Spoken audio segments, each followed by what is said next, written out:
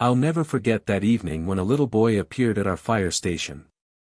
It was the second shift, and there were 6 of us firefighters from station number 7, playing cards and drinking coffee after a long, exhausting day. Suddenly, a small boy appeared in the doorway, maybe 10 years old, soaking wet from the rain, with a cut on his knee and a bruise under his eye that was turning a deep shade of purple. He walked straight up to our captain, a woman named Julia Cross, who everyone called Chief, and said something that froze us all in place, made every single one of us stop what we were doing and just stare. "Please, arrest me. I burned down someone's barn." Chief slowly put down her cards, her expression unreadable, and looked at the boy with those sharp eyes that had seen everything in her 20 years on the force. "What's your name, son?"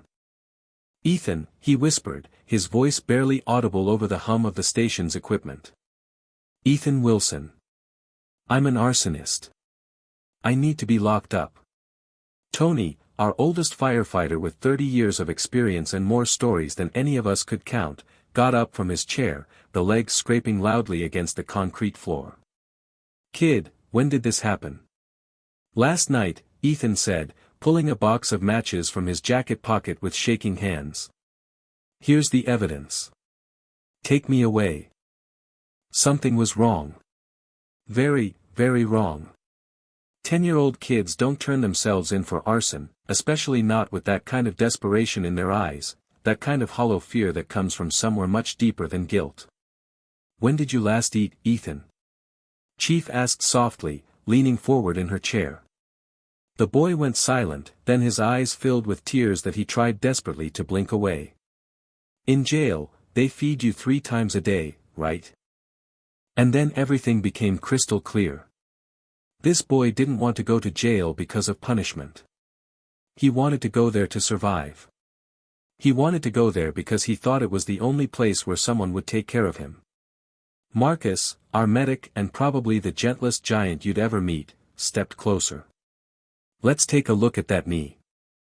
When he rolled up Ethan's pant leg, we all saw not just the fresh cut, but old bruises in various stages of healing, cigarette burns in perfect circles, and marks from what could only be a belt buckle. "Who did this to you?" Chief's voice was dangerously calm, the kind of calm that meant she was holding back a storm. "I can't say," Ethan whispered, shrinking back slightly. "Otherwise you'll call social services, and they'll send me back. And I can't. I can't go back there anymore." "Back where?" Tony asked, his weathered face softening with concern. "To my foster parents. Ray and Marcia Collins. They say I cost them too much money. That the state doesn't give them enough to take care of me." Chief crouched down in front of the boy, making herself small, non-threatening. "How many foster families have you had, Ethan?" "This is my 5th in 3 years, he said quietly, looking at his worn-out shoes that were 2 sizes too small. "My real parents died in a car accident when I was 7. Since then, I've been passed around from family to family. Nobody wants to keep me for long. Nobody wants me at all." "And the Collins?" I asked, feeling anger building in my chest like pressure in a fire hose. "They only take kids for the money," Ethan wiped his nose with the back of his hand. "They have 5 foster kids. Ray says we have to earn our keep. So he sends us out to beg on the streets every day. And if we don't bring back enough money." He gestured to his bruises, "This is what happens." "How much were you supposed to bring back?" Marcus clenched his fists, his jaw tight. $50 a day.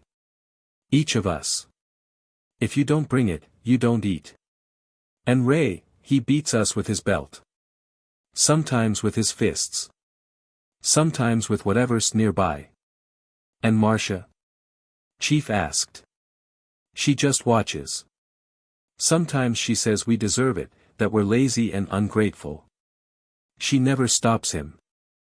She just watches. Tony was already on his phone, calling his detective friend. "Jake, I need information on Ray and Marcia Collins. Foster parents. Address is 4782, Oakland Avenue." "Yeah, I'll wait." While we waited for the response, Chief walked to the refrigerator in our break room. "You know what, Ethan? Before we arrest you, we have a rule here. All suspects have the right to a last meal. It's department policy." The boy's eyes widened with something that looked like hope for the first time since he'd walked in. "Really?" "Absolutely true," Chief smiled gently. "What do you want?" "Anything," Ethan whispered, his voice breaking. "I haven't eaten in 2 days. Maybe 3. I lost count." 20 minutes later, the boy was sitting in front of a huge portion of lasagna that Mrs. Delilah had brought over from the restaurant across the street. She was a good friend of the station, always looking out for us. When Chief had called and explained the situation in hushed tones, she'd come running with enough food for a small army. Ethan ate like he was afraid the food would disappear, like someone might snatch it away at any moment. He didn't even stop to breathe, just shoveled forkful after forkful into his mouth, tears streaming down his face as he ate. Tony's phone rang, breaking the heavy silence. He stepped away, talked for a minute, his expression growing darker with every word, then came back with a face red from anger, veins bulging in his neck. "Ray Collins has a record as long as my arm," he said quietly, so Ethan couldn't hear over the sound of his eating. "Assault, theft, even a case of child cruelty 5 years ago. How the hell did social services give him kids? How did nobody catch this?" "Someone greased someone's palm," Marcus muttered darkly. "Or the system is so broken they just don't care anymore. Too many kids, not enough people watching." Chief looked at Ethan, who was finishing the last piece of bread, soaking up every drop of sauce like it was liquid gold. "And what about that barn he supposedly burned down?" Tony checked his phone, scrolling through messages. "No reports of any arson yesterday. Not in this county, not in the neighboring ones. He made it up." "So we would arrest him," Chief said quietly. "Dear God." When Ethan finished eating, he wiped his mouth with a napkin, carefully, like he'd been taught proper manners once, long ago, and looked at Chief again. "Now will you call the police?" "Not yet," she said. "First we need to check the crime scene. Will you show us this barn?" Fear flashed across the boy's face like lightning. "But it's near the Collins house. If they see me, if Ray sees me, he'll kill me. He said if I ever ran away again, he'd make sure I couldn't run anywhere ever again." "They won't do anything to you," Marcus said firmly, placing a protective hand on the boy's shoulder. "We'll all go with you. All 6 of us. And Ray Collins will have to go through me first, and trust me, kid, nobody goes through me." We got into the fire truck the whole shift, nobody staying behind, and drove to the address. Along the way, Chief called social services and the police, her voice professional but urgent, explaining the situation with clinical precision. The Collins house turned out to be an old 2-story building in a poor neighborhood, the kind where people minded their own business and didn't ask questions.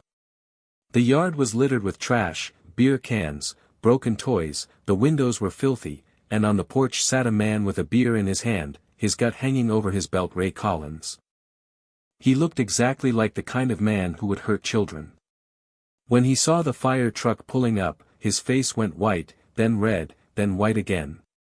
"What the hell is going on here?" We got out, and Ethan immediately hid behind Tony, making himself as small as possible. Chief stepped forward, her uniform crisp, her badge gleaming in the evening light. "Are you Ray Collins?" "Yeah, so what?" His words were slightly slurred. He'd been drinking for a while. "We're bringing Ethan home." Ray jumped up from his chair, beer sloshing onto the porch. "That little bastard ran away 3 days ago. Where the hell has he been? Do you know how much trouble he's caused us? The state's been calling, asking questions." "On the streets," Chief said coldly, her eyes like steel. "Hungry, injured, desperate, afraid for his life. He tell you some sob story?" Ray laughed, a harsh, ugly sound. "He's a liar. Always making up stories to get attention. These foster kids, they're all the same. Manipulative little. Then explain the cigarette burns on his arms, Marcus said, stepping forward, his massive frame blocking out the light. Or the bruises in the shape of adult fingers. Or the belt marks on his back. You want to explain those? At that moment, a woman came out of the house, Marcia, thin, wearing too much makeup that couldn't hide the hardness in her face.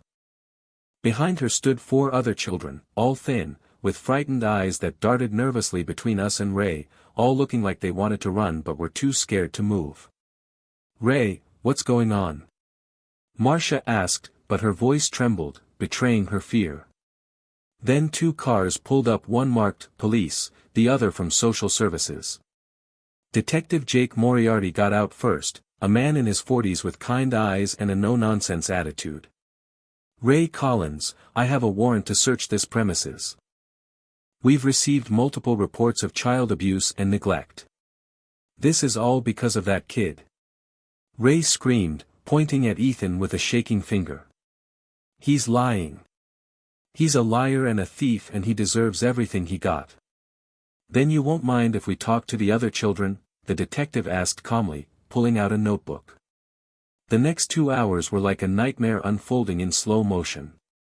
Social workers took all 5 children to a safe location, a temporary shelter where they would be evaluated. Each child told the same story, begging on the streets from morning till night, going hungry if they didn't meet their quota, beatings, insults, being locked in closets, sleeping on the floor without blankets, being told they were worthless, being told nobody would ever want them.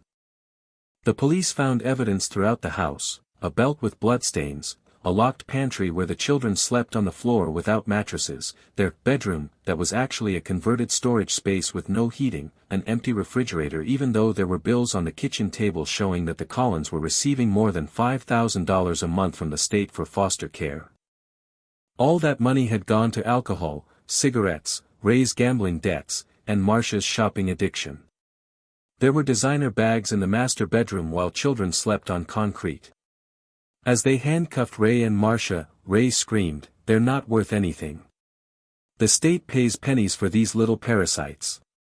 We were doing them a favor giving them a roof over their heads." Detective Jake came back to us with Ethan, who was shaking like a leaf, wrapped in a blanket one of the social workers had given him. "Son," Jake said gently, kneeling down to eye level. "You're very brave. Because of you, we saved 4 other kids tonight. You're a hero. What's going to happen to me?" Ethan whispered, and there was such fear in his voice, such deep-seated terror of being sent somewhere even worse, that it broke my heart. Chief knelt down beside Jake.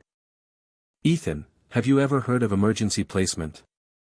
The boy shook his head, his eyes wide. "It's when good people temporarily take in a child while social services finds them a permanent home. A safe home." "Will they hit me too?" he asked so quietly we almost didn't hear him. "No, son. Not these people. I promise you, not these people." Chief looked at us, then back at Ethan, and I saw something in her eyes I'd never seen before, a determination that went beyond duty, beyond her job. "How would you feel about staying at the fire station for a while? We've got a spare room, 3 hot meals a day, and nobody there will ever hurt you." Ethan's breath caught. "Really? Is that allowed?" Detective Jake smiled, glancing at Chief with respect. "In exceptional circumstances, yes. Especially if I know the family willing to take emergency custody." He looked at Chief. "Julia, are you sure about this? It's a big commitment." "Absolutely," she said without hesitating even for a second. "He needs a safe place, and we can give him that." So Ethan Wilson moved into station number 7. The first few days, he barely spoke, just watched us quietly from corners, flinching at loud noises, unable to sleep because he was afraid he'd wake up back in that horrible house. He'd wake up screaming from nightmares, and Chief would be there, sitting with him, talking quietly until the terror passed. But slowly, very slowly, something began to change. We all saw it happening, bit by bit. Tony taught him how to play chess, sitting with him for hours, patient and kind. Marcus showed him how to provide first aid, how to bandage wounds, how to help people. Our newest recruit, Alex, a young woman fresh out of the academy, taught him how to make pancakes on Sunday mornings, and his face when he flipped his first pancake successfully was pure joy. And Chief. Chief was just there. Always. When he had nightmares at 3 in the morning, she sat with him until he calmed down, sometimes for hours, never complaining, never showing impatience. When he cried, she held him and told him he was safe now, over and over, until he believed it.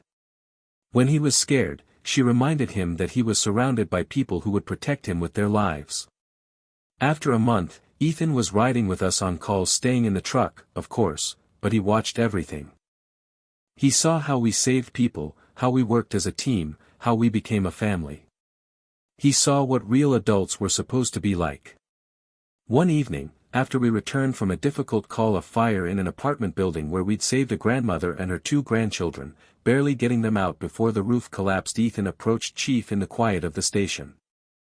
"I want to be a firefighter when I grow up," he said quietly, but with conviction. Chief smiled, setting down the report she was writing. "Why's that?" "Because firefighters save people," he said, looking at her with those eyes that had seen too much for someone so young. "Even people nobody else wants to save. Even people like me." 3 months later, there was a hearing in court. Ray and Marcia Collins each received 8 years in prison. Their foster care license was revoked forever, and they were banned from ever being near children again. The judge's words were harsh, calling their actions unconscionable and evil. All 5 children they had tortured found new, safe homes with families who were thoroughly vetted and investigated.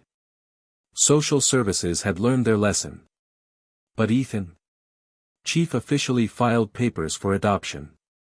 6 months later, in a courtroom filled with firefighters from all over the city, dozens of them in dress uniforms standing at attention, the judge signed the papers with a smile on her face.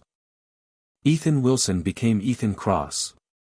When they walked out of the courthouse, the entire staff of Station Number 7 stood in formation, saluting. On their new fire truck hung a banner, "Welcome home, Ethan." The boy who had once wanted to go to prison just to have food now stood surrounded by people who loved him unconditionally, who had chosen him, who would never let him go. But the story doesn't end there. Because 5 years later, Ethan, now a 15-year-old teenager, tall and strong and healthy, stood at the annual foster care family meeting, speaking to a room full of social workers, foster parents, and children. "When I was 10, he said, his voice steady and confident, nothing like the terrified whisper it had once been, "I thought the only place where I'd be fed was prison. I was so desperate, so hungry, so broken that I was willing to confess to a crime I didn't commit just to survive." He paused, looking at Chief in the crowd, who was wiping tears from her eyes. "But then I met firefighters. People who showed me that family isn't about blood. It's about choice. It's about people who stay when everyone else leaves. It's about people who see you at your worst and decide to love you anyway." The room was silent, dozens of people hanging on every word. "I learned that asking for help isn't weakness. It's the bravest thing you can do.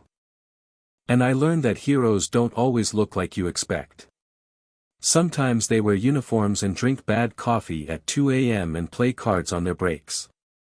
Sometimes they see a scared kid asking to be arrested and instead of turning away, they give him food, love, and a family." After his speech, a little girl approached Ethan, maybe 7 years old, holding her social worker's hand tightly.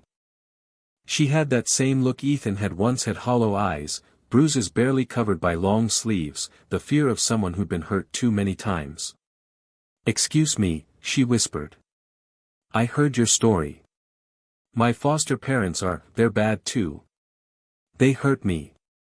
Do you think I can find firefighters like you did?" Ethan crouched down to her level, just like Chief had done for him 5 years ago. "What's your name?" "Mia." "Mia, you already found them," he smiled and waved. Chief walked over, along with the whole team from Station 7, all of them in uniform, all of them ready to help. "This is my mom," Ethan said, pointing to Chief. "And these are my uncles and aunts. My family. And you know what? They'll help you too. Because that's what they do. That's what we do." The little girl cried, but they were tears of relief, tears of hope for the first time in so long. A year later, Mia also became part of the Cross family. Then came Devon, a quiet 8-year-old boy who'd been bounced around the system for years. Then Sarah, then Leon, then others. Chief's house grew, and so did her heart. Station number 7 became something more than a firehouse. It became a haven, a sanctuary. A place where kids nobody wanted found people who fought for them, who believed in them, who loved them fiercely and without conditions. Today, 10 years after that rainy evening, Ethan Cross is a certified firefighter, working at Station number 7, wearing the same uniform as the people who saved him. He graduated top of his class from the fire academy, and Chief was there, crying with pride, pinning his badge on his chest. And when children come to the station for tours, school groups and scout troops, Ethan always tells them his story. He never sugarcoats it, never leaves out the hard parts. "Sometimes," he says, looking at those young faces with compassion and understanding, "heroes don't wear capes. Sometimes they wear firefighter gear and drink coffee at ungodly hours.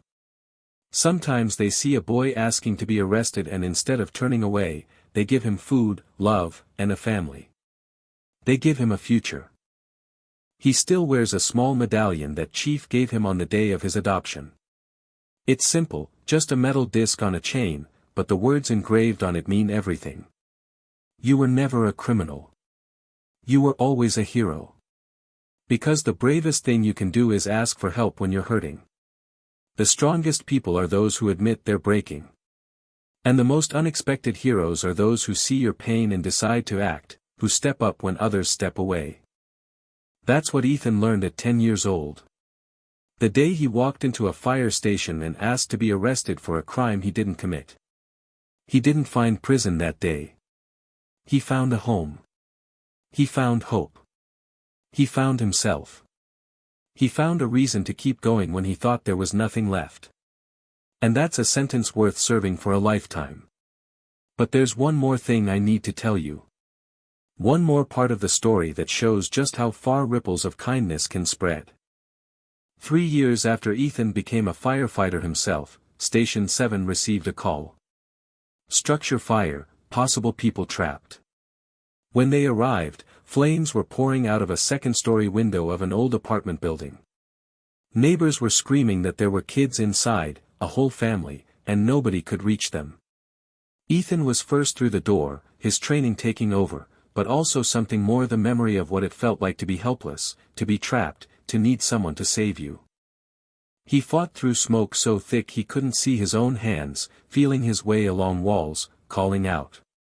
He found them in a back bedroom. A mother and 3 children, all huddled in a corner, the mother trying to shield her kids with her own body. They were unconscious from smoke inhalation, seconds from death. Ethan got them out one by one, making 3 trips into that inferno while the building groaned and cracked around him, while his team shouted at him to get out, that it was too dangerous. But he couldn't leave them. He couldn't let those kids die, not when he knew what it was like to need saving. All 4 of them survived. The mother, when she woke up in the hospital, asked to meet the firefighter who'd saved her family. When Ethan walked in, still smelling of smoke, she took his hand and said, "Thank you. Thank you for giving my babies a future." And Ethan smiled and said, "Someone gave me a future once. Now I get to pass it on." That's the legacy Chief started that rainy evening. That's the legacy of Station 7. Not just saving lives in fires, but saving lives in all the ways that matter. Finding the broken ones, the lost ones, the ones everybody else gave up on, and saying, "Not on our watch. You matter. You're worth saving." Today, there are 12 kids who call Chief Mom. 12 kids who were broken and lost and afraid, who now have a home, a family, a future. Some are grown now, with families of their own. Some are still in school, still finding their way. But all of them know they're loved, all of them know they're safe, and all of them know that they matter. And it all started with one scared little boy who walked into a fire station and asked to be arrested, who thought prison was the only place he'd be safe, who thought he was worth so little that a jail cell was the best he could hope for. But he was wrong. He was worth everything. And Chief and the crew of Station 7 made sure he knew it, made sure he felt it, made sure he never forgot it. If this story touched your heart, share it. Because somewhere out there, there's another Ethan, another scared kid who needs to know that help exists, that heroes exist, that people who will fight for you exist. There's another child who needs to know that asking for help isn't weakness, it's the bravest thing you'll ever do. There's another kid who needs to hear that your past doesn't define your future, that where you come from doesn't determine where you're going, that being broken doesn't mean you can't be whole again. And maybe, just maybe, there's someone reading this who can be like Chief, like the crew of Station 7. Someone who can see a child in need and say, "Not on my watch.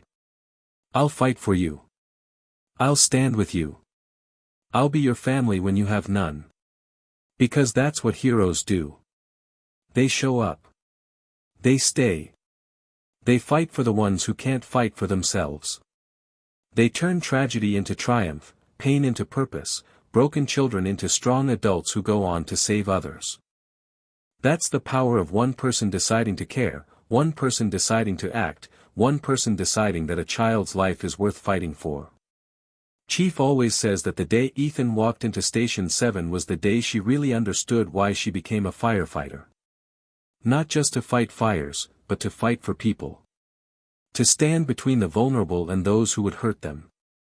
To be a shield, a protector, a safe harbor in the storm. And Ethan says that the day he walked into that station, desperate and terrified, was the day his real life began. Everything before was just survival. Everything after was living. So remember, the bravest thing you can do is ask for help. The strongest thing you can do is admit you're hurting. And the most heroic thing you can do is decide that someone else's pain matters enough for you to do something about it. Heroes don't always wear capes. Sometimes they wear fire gear. Sometimes they're kids who dare to ask for help. And sometimes they're just ordinary people who decide that compassion matters more than convenience, that protecting children matters more than anything else. Be someone's hero today. You never know whose life you might save. The end.